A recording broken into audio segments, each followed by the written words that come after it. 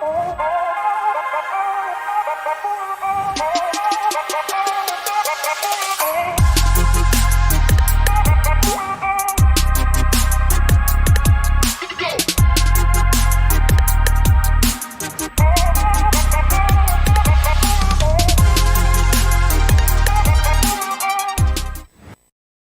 êtes en direct avec nous sur Facebook, YouTube et également sur Zoom.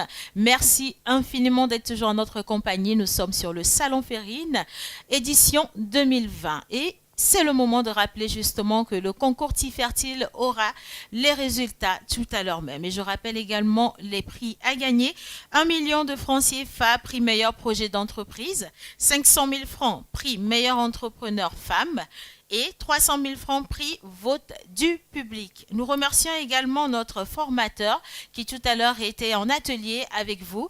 Il s'agit de Monsieur Vincent Cavégué, il est consultant au FAIEJ. Il est également directeur associé de Update Concept. Il était avec le thème orientation sur les secteurs porteurs en Afrique. Nous allons à présent poursuivre nos ateliers et celui qui va venir, vous l'avez vu tout à l'heure sur un des panels, nous allons retrouver Monsieur Aphrodis Mutangana. Il sera avec le thème les opportunités du digital dans le développement de l'entrepreneuriat en moment de crise. Et je rappelle qu'il est président exécutif chez AM Group Limited Rwanda. Nous partons donc pour cet atelier et je vous remercie de rester en notre compagnie.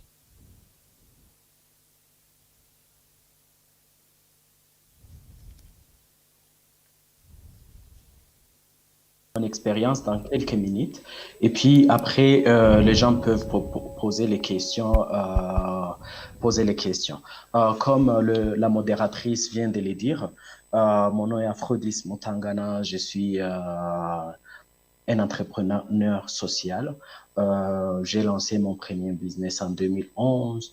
En 2014, j'ai pu changer. En 2015, j'ai commencé à gérer Kelab, qui est un espace d'innovation, là où on aide les gens à concrétiser leurs idées jusqu'à 2020. Et puis, je me suis lancé dans AM Group. Et AM Group, qui focalise sur trois choses. Premièrement, AM Group focalise sur renforcement des capacités. Deuxièmement, la compagnie se focalise sur offshore outsourcing. Troisièmement, investissement. Pourquoi j'ai décidé d'aller dans ce domaine? Parce que quand vous regardez les statistiques, d'ici 2030, l'Afrique aura au moins 230 millions de jobs qui vont demander à avoir les skills ou les compétences dans la technologie ou le background technologique. En 2040, 20 ans après, donc 20 ans à partir d'aujourd'hui, l'Afrique aura 800 millions de gens qui sont capables de travailler. Comme en anglais, on dit working age group, les gens qui auront besoin de jobs. C'est-à-dire, si tu fais simple mathématiques ou simple calcul, et ça veut dire que chaque pays d'Afrique doit créer au moins 14 millions d'emplois. Et comment on fait aujourd'hui? Ce qu'on fait aujourd'hui avec AM Group, par exemple, dans notre programme de renforcement des capacités, et que on forme les enfants de 6 à 9 ans, on les enseigne juste un petit programme qui s'appelle Scratch. Les enfants de 10 à 12 ans, on les enseigne deux programmes, HTML et CSS. Les enfants de 13 à 15 ans, on les enseigne HTML, CSS et JavaScript. Maintenant, les enfants de 16 à 19 ans, on les enseigne JavaScript.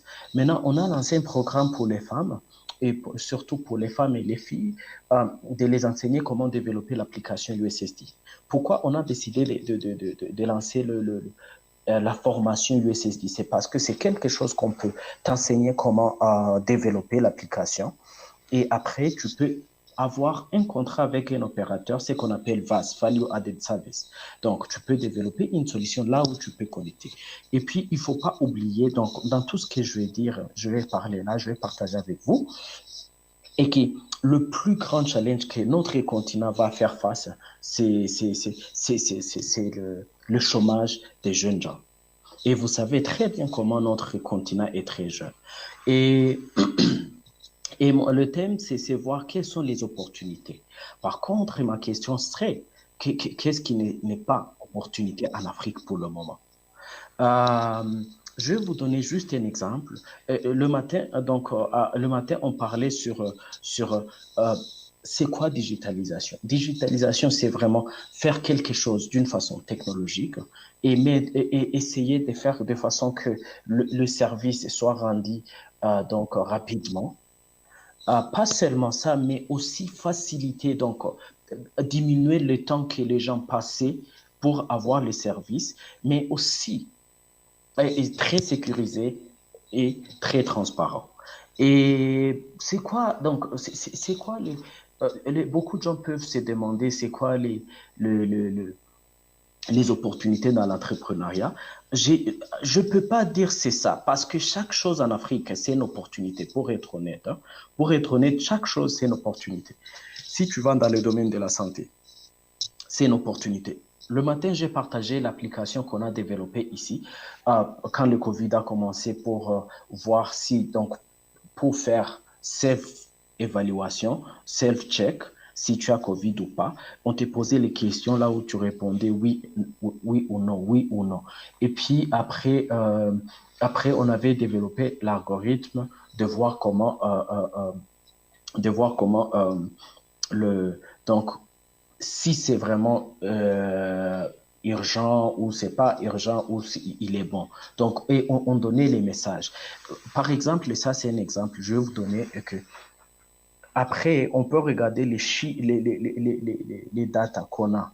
Et avec les datas, tu peux créer le business. So, pour vous dire, donc, dans le domaine de la santé, il y a des opportunités. Dans l'éducation, il y a opportunités. Agriculture, il y a opportunités. On a beaucoup de mamans ou des hommes qui sont dans le business, dans le business informel. On peut les aider. eGov, digitaliser les cartes d'identité et ça vraiment ça c'est quelque chose, c'est les opportunités qui sont là, que ce soit dans n'importe quel domaine, il y a des opportunités. Par contre, il y a une question qu'il faut se poser: qu'est-ce qu'il faut faire pour avoir pour avoir un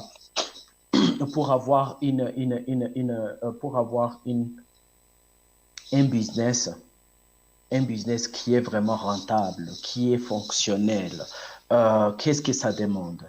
Personnellement, ça, c'est un point très discutable que je vais vous lancer. Et puis, après, vous pouvez vous poser des questions. Euh, Premièrement, pour qu'un business soit vraiment rentable, premièrement, il faut que le marché soit prêt. Readiness of the market. Euh, euh, euh, Parce que quand je dis readiness of the market ou que le marché est prêt, ça veut dire que les gens sont prêts à acheter tes produits. Ça, c'est un. Deuxièmement, et que c'est quoi l'équipe qui est derrière? Je ne sais pas ce qui s'est passé, mais beaucoup d'entrepreneurs africains que j'ai vus, ils commencent seuls. C'est lui le CEO, c'est lui le CTO, c'est lui le Chief Marketing Officer. Donc, c'est lui qui fait tout. Alors on a besoin d'une équipe. Juste pour, entre parenthèses, que je vais parler sur le quatrième point, et que les investisseurs partout au monde, ils investissent dans une personne, pas dans un produit. Ça, c'est très discutable, mais donc je vous lance ça. Troisièmement, c'est quoi le business model? Comment le business que tu développes ou la solution que tu vas proposer, que ce soit dans l'agriculture, que ce soit dans les domaines de la santé ou dans l'éducation, ou dans eGov, où tu essaies d'aider les femmes ou les mamans ou les hommes qui sont dans les secteurs informels pour être formels en utilisant la technologie comme USSD, là pour les gens qui n'ont pas accès sur Internet. Euh, donc, le business model, comment ce business-là que tu planifies ou que tu fais aujourd'hui, comment ça va générer des revenus. Quatrièmement, c'est accès au financement. Accès au financement. Et quand vraiment tu as un très beau business model, les investisseurs viennent parce que la seule langue que les investisseurs comprennent depuis, et c'est comment j'aurai mon argent. Et, so, pour terminer, donc je ne vais pas prendre trop de temps. Je voulais dire, c'est ça. Donc, chaque, chaque secteur, il y a une opportunité. Chaque secteur. Il y a des secteurs que j'ai mentionnés, il y a d'autres que je n'ai pas mentionnés. Mais chaque secteur, si le marché est prêt pour ton produit, tu as une très bonne équipe qui est qualifiée pour ça, pas tes amis, pas tes cousins. Quand tu as un très beau business model, comment ton business va générer des revenus, et il y a quelque chose qui entre, donc c'est quelque chose qui peut aller. Euh, je vais terminer par là pour que je puisse recevoir quelques questions. Et vous pouvez me poser les questions sur ce que j'ai parlé, ou vous avez un business, vous avez besoin que je vous donne mon avis. Donc c'est ça. Et une autre chose que je voulais vous parler, pourquoi je parle de ça, c'est parce que quand j'étais à Kelab, j'ai travaillé avec les entrepreneurs. Et les entrepreneurs qu'on travaillait ensemble, euh, on avait plus de 2000 personnes, à plus de 400 à 500 mentors, plus de 60 compagnies qui sont nées là. Mais pourquoi on n'a pas une licorne aujourd'hui? C'est parce que quelque part, il y a quelque chose qui ne va pas. Pour avoir ce business, pour que ce business, dans n'importe quel secteur tu planifies, et que, donc, dans n'importe quel secteur tu planifies. Donc, ça va être effacé si tu utilises technologie parce que, comme j'ai commencé en disant que, premièrement, la technologie va aider à avoir accès sur plusieurs personnes, être transparent, rapide, sécurisé.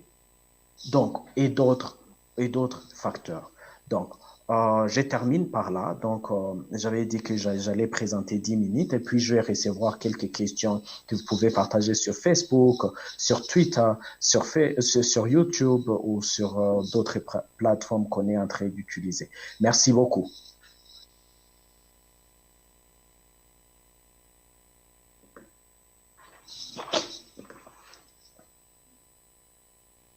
Je vois la question qui dit, attends, je regarde encore.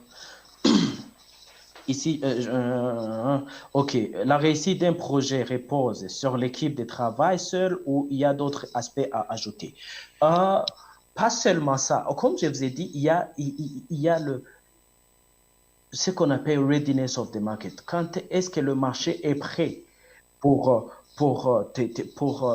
ton business? Je vous donne un exemple. Je me souviens une fois, il y a un jeune qui est venu. Donc, je vais commencer à expliquer point par point. Quand est-ce que le marché est prêt? Par exemple, il y avait des jeunes qu'on avait et que j'ai rencontrés qui avaient des solutions, mais qui avaient des solutions, mais qui étaient trop avancées pour les autres. Un exemple, donc, ils étaient dans une e-commerce, et puis e-commerce, vous voyez, tu achètes quelque chose, il y a quelque chose online, tu veux payer et ils voulaient ajouter payment, donc des crypto-monnaies. Des crypto-monnaies. Et puis, tout d'un coup, il y a peu de gouvernements en Afrique qui ont vraiment le concept ou le policy ou le politique pour payer avec le Bitcoin ou Ethereum. Vous voyez, donc, l'idée en elle était vraiment bonne, mais les politiques, le marché n'était pas prêt. Est-ce que combien de gens qui ont Bitcoin ou Ethereum? Deuxièmement, comme je vous ai dit, ça ne dépend pas. Donc, il y a le marché, il y a l'équipe qui est derrière. Est-ce que l'équipe, c'est vraiment quelqu'un? C'est les gens avec qui tu peux avoir confiance. Comme je disais, je parlais là, l'investisseur dit, même si ce gars ou cette personne n'est pas vraiment, n'a pas un très beau produit, mais je vois son attitude d'échanger ou d'accepter les changements, c'est vraiment facile. Je vais investir dans cette personne. Je me souviens une personne qui nous a raconté son histoire. Donc, c'est un investisseur. Hein, il nous racontait son histoire. Il nous disait comment. Donc, il y a un gars, il a fait une compagnie, et la compagnie a été successful. Il a vendu la première compagnie. Et puis, il a approché ces investisseurs-là. Il a dit, j'ai une très bonne idée, et des games qui va changer le monde. Et puis, l'investisseur en question, il a investi 10 millions de dollars. Et le gars a commencé à travailler sur le produit. Et donc, sur le produit. Après,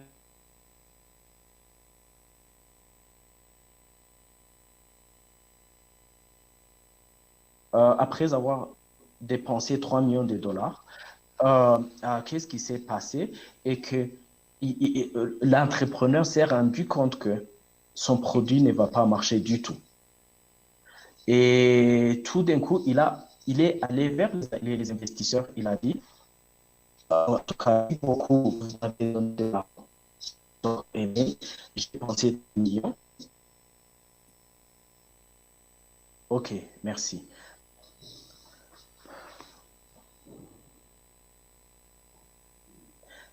Donc, je disais que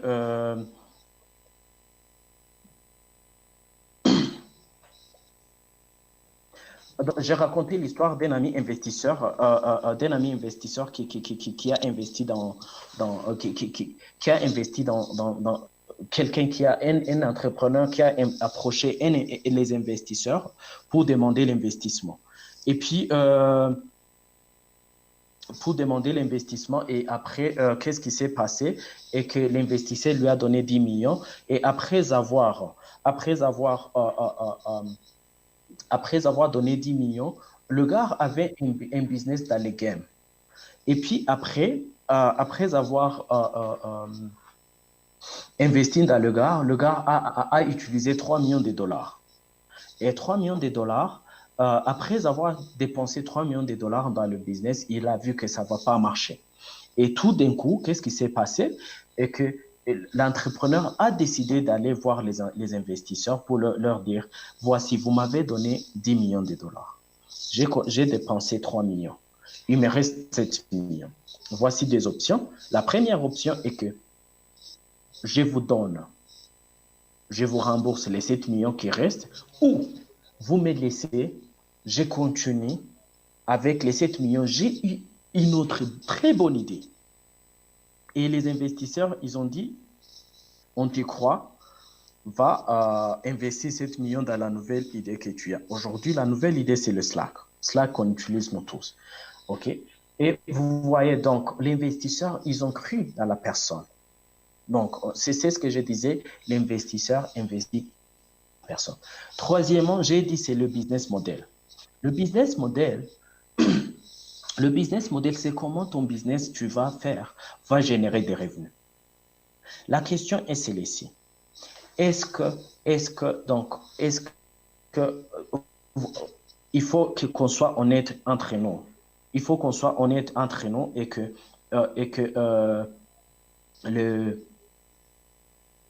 notre pouvoir d'achat n'est pas vraiment comme celui des pays développés. Donc, on propose souvent, c'est voir le business model qui va faire de façon qu'on a beaucoup de gens qui vont acheter nos produits. Au fait, c'est ça. C'est pour répondre à la question, est-ce que la réussite d'un projet repose sur l'équipe, travail seul, ou il y a d'autres aspects à ajouter? Comme je vous ai dit, il y a le marché. C'est le marché qui définit.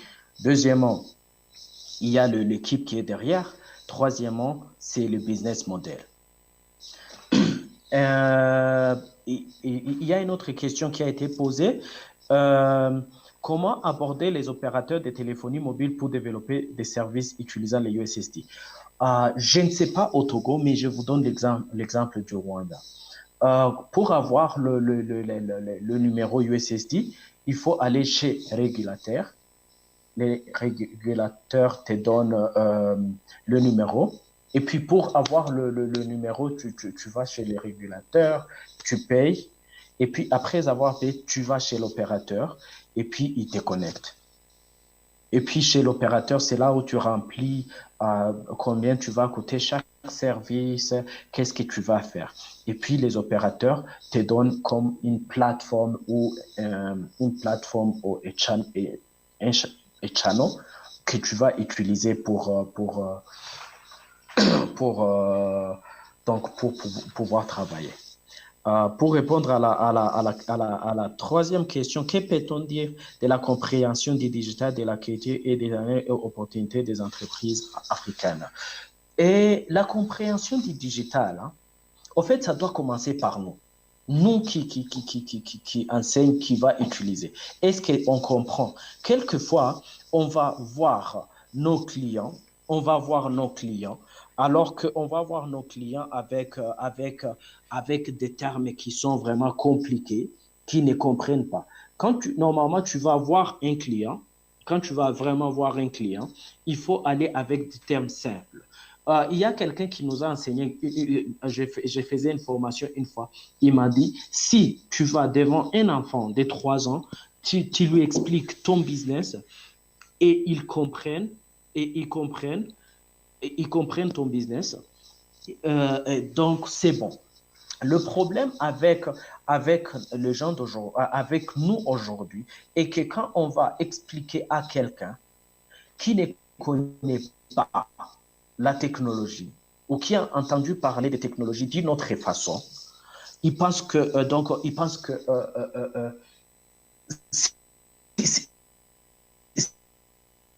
c'est quelque chose qu'on ne comprend pas.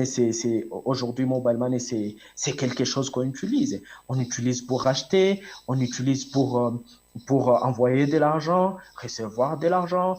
On fait plusieurs choses avec Mobile Money. C'est une technologie qui est simple. Aujourd'hui, on utilise Uber pour aller dans un point A au point B. On utilise Airbnb parce qu'il y a quelqu'un qui nous a expliqué l'importance, comment c'est sécurisé, comment c'est simple à utiliser, comment c'est moins cher et ça va rendre notre vie très facile et très agréable. Donc, c'est ça. Et puis, donc, les entreprises africaines doivent, euh, euh, euh, comment dirais-je, doivent adapter les technologies, mais aussi en regardant quelquefois, nos entreprises, nous essayons de faire de copier et coller. Alors qu'il faut et aussi un autre aspect décontextualiser parce que c'est à nous de voir est-ce que le client que je suis en train de target est vraiment il va avoir accès et la personne va avoir accès sur mon service. Est-ce que la technologie que j'ai mis en place, c'est vraiment user-friendly? C'est vraiment facile pour un utilisateur d'utiliser ça facilement. Est-ce que c'est sécurisé? C'est quelque chose qui peut croire. En fait, c'est ça qu'il faut regarder. Et donc, les opportunités, il y en a plein. Et pour nos entreprises, by the way, quand vous amenez les technologies, ça vous aide à gagner plus comme comme profit, alors que si vous n'utilisez pas technologie, ça va vous demander beaucoup. Merci beaucoup. Je ne sais pas s'il y a d'autres questions. Merci beaucoup. Quelles sont les astuces et stratégies pour réussir sa création d'entreprise en Afrique? C'est ce que j'ai dit au début. Premièrement, dans quelques pays, pour ouvrir les compagnies, c'est pas facile, c'est pas à n'importe qui. Quelles sont les astuces? Et que donc, je disais, au Rwanda, c'est très simple d'ouvrir une compagnie. C'est vraiment la voie de ce qu'on parle là. Donc, c'est gratuit, c'est en ligne et puis ça prend 6 heures. Et dans d'autres pays, ça dépend encore des politiques qui sont en place pour faciliter les entrepreneurs à commencer le business. Et c'est pas seulement ça. Deuxièmement, c'est quoi les politiques qui sont en place pour ouvrir une structure? Deuxièmement, quelles sont les politiques qui sont en place pour faciliter les gens qui veulent faire le business? Donc, la première chose, c'est ouvrir la compagnie. Je me souviens, il y a un pays africain, je ne vais pas mentionner le nom, pour ouvrir la compagnie, il fallait payer $3 000. Alors que quelquefois, tu n'as pas ça, tu n'as pas ce moyen-là de payer $3 000. Et puis, et, deuxièmement, les politiques ou l'écosystème ou l'environnement pour euh, pouvoir vraiment run your business, comment dirais-je, diriger ta compagnie sans problème. Est-ce que les taxes, le système de taxes, ça facilite ou ça encourage que tu commences le business? Pas seulement aussi. Est-ce que troisièmement, est-ce que le, tes clients sont capables? Donc, c'est ça que je peux parler sur la question. OK. Pour la question suivante, que faire lorsqu'on lance son entreprise et qu'on n'y connaît pas en digital, sachant que les ressources financières sont vraiment limitées? Ça, c'est une très bonne question et je vais vous partager deux expériences, les expériences que j'ai vécues personnellement. Euh, Premièrement, quand j'ai commencé le business dans le domaine de la santé, comme je suis agronome de formation. Je suis agronome de formation, je n'ai pas de connaissances dans les trucs de médecine, j'avais pas de connaissances dans les domaines des technologies. Au fait, c'est ce que, quand j'ai parlé l'équipe, c'est ce que je parle. Tu peux avoir une idée. Toi, tu es vraiment la personne, les concepteurs. Les concepteurs. Et puis, il y a des gens qui sont là pour t'aider. Quand j'ai lancé le business dans le domaine de la santé, j'ai été obligé de chercher les médecins et chercher aussi les informaticiens. Et comment je disais, donc, j'avais pas d'argent. J'avais pas d'argent pour commencer. Qu'est-ce que j'ai fait? Ce que j'ai fait est que j'ai dit, chaque SMS, ça coûtait, disons, montant X. Et puis, j'approchais les médecins pour lui dire, si tu réponds à cette question, chaque SMS que tu réponds, on gagne X. Et puis, toi, tu vas avoir Y. Et le IT, je lui dis, tu vas avoir sur chaque SMS Y et Z. Donc, vous voyez, donc,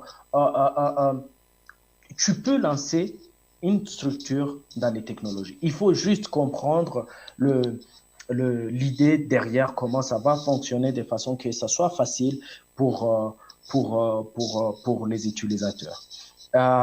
Et puis voir c'est quoi le business model. Troisième, et une autre chose, il faut travailler en équipe. Donc, voir, juste, je vais vous donner un exemple. Il y a un autre exemple, comment Kelab a commencé. Donc, il y a le gouvernement qui a amené, qui a dit, on vous donne l'espace. Il y a les ICT Chamber qui a dit, on est dans les secteurs des technologies, on est des experts, on va être des mentors, comme ça, comme ça. Donc, pour qu'une société vraiment soit un success, il faut qu'il y ait plusieurs partenaires qui travaillent ensemble. Sans oublier aussi, quelquefois, tu n'as pas d'expertise, mais qui veulent de l'expérience. Je vous donne un exemple. Il y a un produit que j'ai lancé une fois et j'avais vraiment pas du tout d'argent. C'était encore dans le domaine de la santé. Et les gens qui ont développé ça, c'est les stagiaires.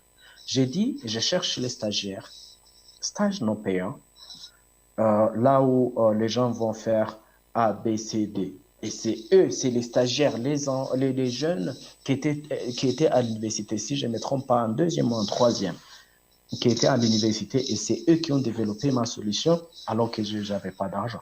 Donc, il faut être, comme en anglais, resourceful, voir, même si tu n'as pas vraiment d'expérience ou tu n'as pas les compétences technologiques, tu peux approcher ceux qui ont les compétences. Pas seulement ça, mais aussi voir si tu as des capacités de le payer, tu peux le faire, mais aussi tu peux travailler avec les stagiaires parce qu'ils veulent de l'expérience et toi, tu veux le produit. C'est gagnant-gagnant. Merci. Euh, Comment la digitalisation de l'entreprise intervient dans l'amélioration de son organisation? Je ne sais pas comment répondre à ça. Mais par exemple, je vais utiliser un petit exemple ici au Rwanda. Avant, quand j'avais besoin de, de, de mon attestation de naissance, je devais aller voir un des leaders locaux pour lui demander qu'il me signe quelque chose. Je vais dans un deuxième endroit, là où il me signe, et puis je vais aller payer. Et puis après avoir payé, on me donne, j'attends. Et je paye et puis j'attends qu'on me donne l'attestation de naissance. Mais aujourd'hui, je n'ai plus besoin de faire tout ça. C'est simple, c'est que j'ai fait. Je prends mon téléphone, je compose étoile 909 dièse. Il me demande qu'est-ce que tu veux. Je choisis. Je dis c'est ça. Et tu habites où? Tu précises province, district, secteur et cellule. Et puis après, il te demande, et c'est tel montant. Tu payes par mobile money.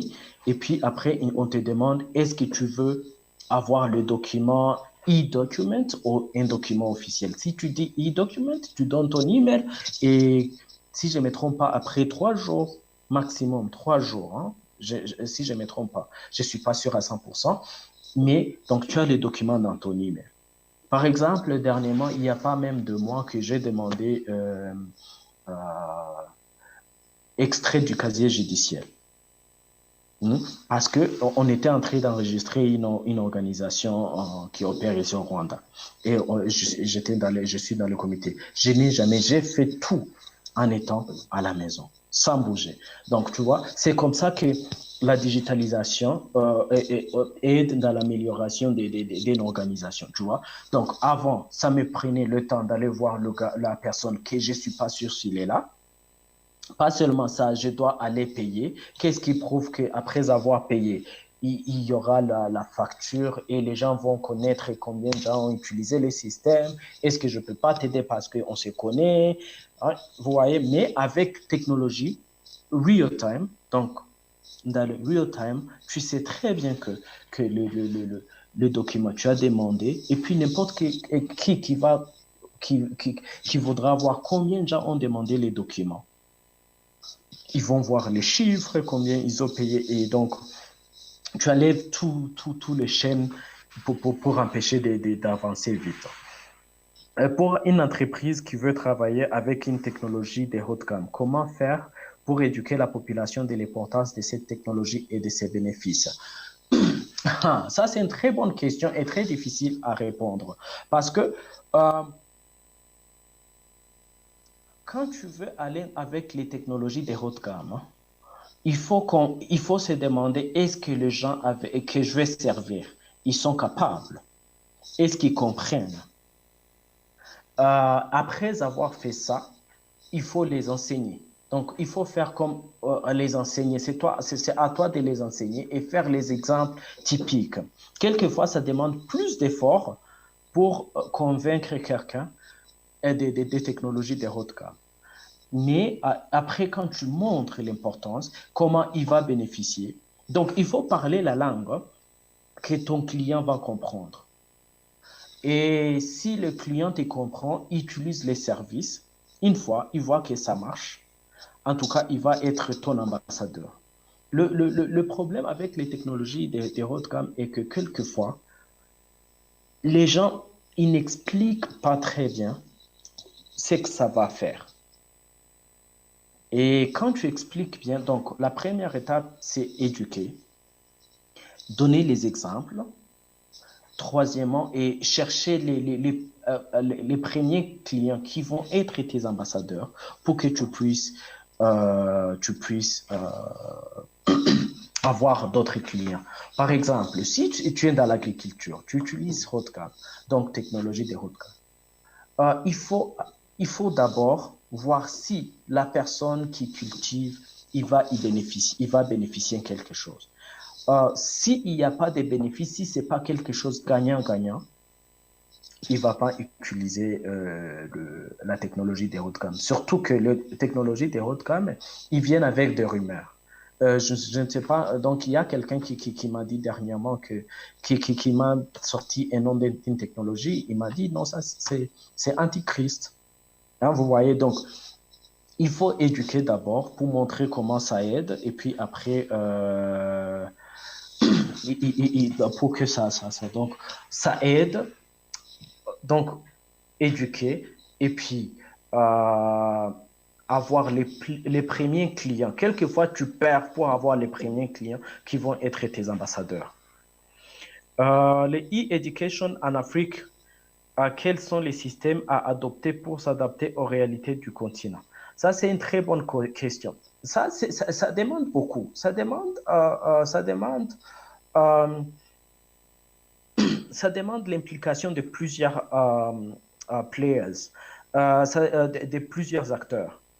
Par exemple, tu ne peux pas faire e-education si tu n'as pas les infrastructures. Pour répondre aussi à d'autres questions que j'ai parlé au-dessus, là, que j'ai essayé de répondre, tu as besoin aussi d'infrastructures. Être sûr que l'infrastructure est là. Ça, c'est le rôle du gouvernement de mettre en place les infrastructures où le gouvernement, quelquefois le gouvernement ne peut pas faire ça, mais ils peuvent faciliter les gens, ils peuvent faciliter les secteurs privés pour qu'ils puissent mettre en place les infrastructures. Pour avoir les e-éducation, by the way, c'est un sujet très discutable, mais je me dis, la chose la plus importante qu'on doit faire, c'est éduquer d'une façon que les gens qu'on produise, les talents qu'on produise, puissent répondre à des problèmes d'aujourd'hui. Parce que quelquefois, on a des gens qui sortent de l'université. Mais quand tu lui donnes quelque chose à faire, en tout cas, tu te rends compte qu'ils savent rien. Donc, e-éducation, donc, il faut avoir les infrastructures. Deuxièmement, il faut avoir le contenu qui est adapté aux réalités. Par exemple, je vous donne encore un autre exemple de quelque chose qu'on essayait de faire de e-classrooms. Vous voyez, quand la COVID a commencé, beaucoup d'écoles ont fermé. Et il y a ceux qui ont changé et ils sont allés dans d'étudiants en ligne, d'étudiants en ligne. Et pour les enfants qui sont dans des milieux reculés, ils n'ont pas pu continuer. Donc, ils ont stoppé parce qu'ils n'ont pas d'infrastructure, ils n'ont pas d'Internet, ils n'ont pas ABCD.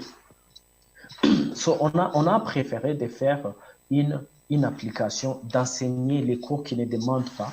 Donc, qu'est-ce qu'on a fait? On a fait une application qui est vocale. Là où tu prenais ton téléphone, disons, tu composes 5, 6, 7. C'est un exemple. 5, 6, 7. Et puis, l'application te dit, appuyez sur 1 si c'est école primaire 1. Appuyez sur 2 si c'est école primaire 2. Appuyez sur 3 si c'est école primaire 3. Et puis, tu choisis l'école. Et puis, on te demande, disons, tu choisis troisième. Après avoir choisi troisième, on te dit, appuyez sur 1 si tu veux apprendre géographie. Appuyez sur 2 si tu veux apprendre biologie. Appuyez sur 3 si tu veux apprendre. Après, quand tu cliques sur le cours, tu peux avoir le chapitre du jour, tu peux faire la révision des trucs pareils. Tu vois, c'est le téléphone qui est simple, qui interagit avec, donc, qui demande pas Internet. Et ce qui est bon est que les enfants, même aveugles, qui sont handicapés, peuvent utiliser le système.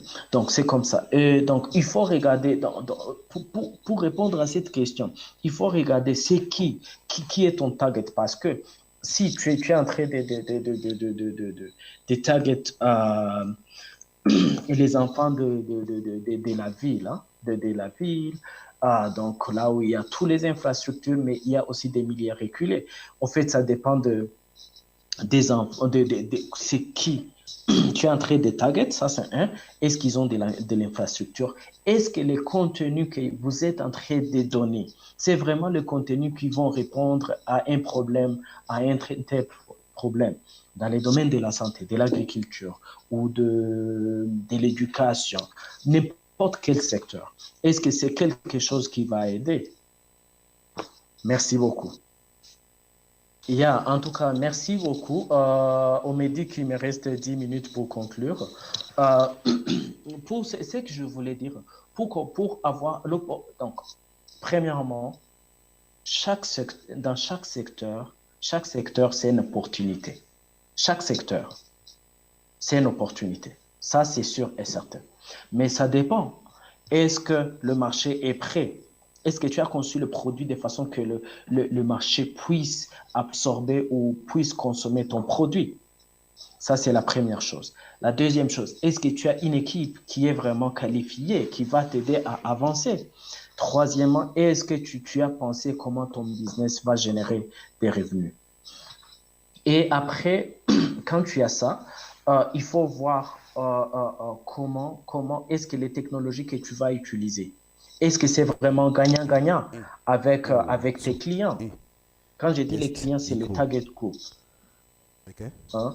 Donc, est-ce que c'est vraiment gagnant-gagnant? Il va avoir de l'importance, il va avoir il va avoir sécurité dans ça.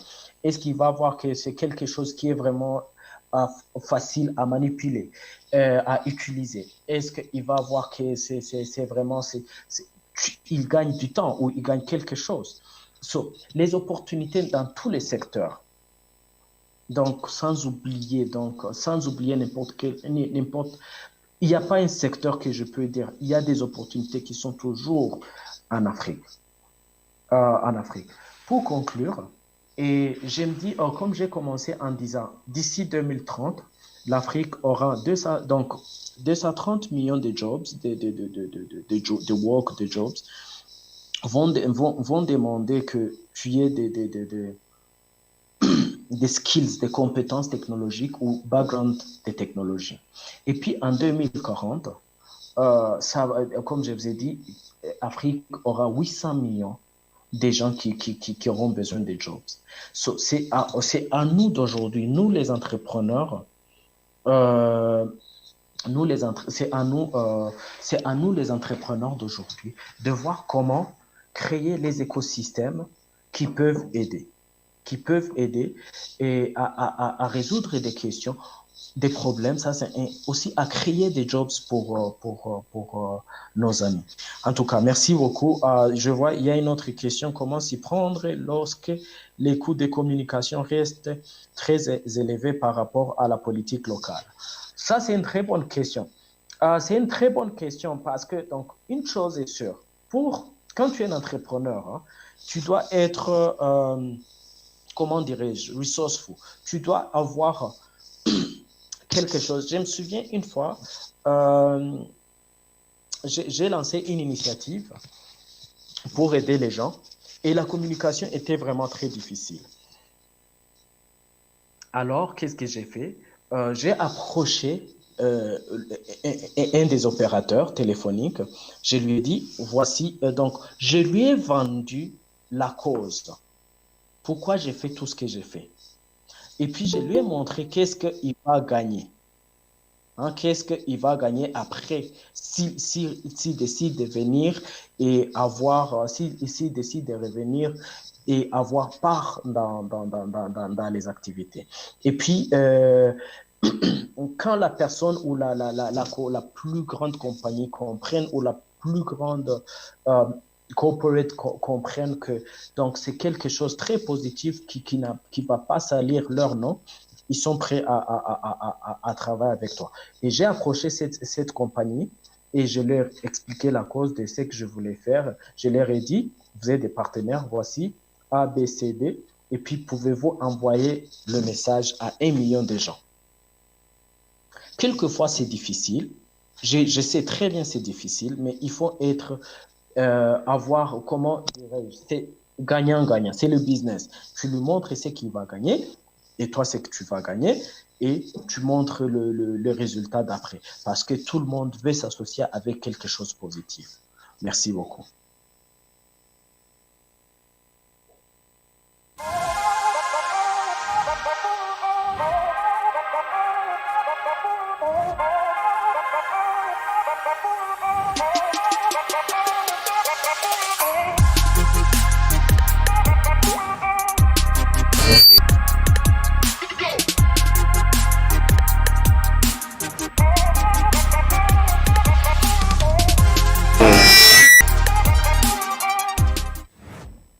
Alors, l'association Terreau Fertile est une organisation à but non lucratif dont le but est de contribuer à l'amélioration des vies des populations togolaises par le biais de la promotion des investissements sociaux, économiques et culturels, mais également en œuvrant pour la rentabilisation de ceux-ci.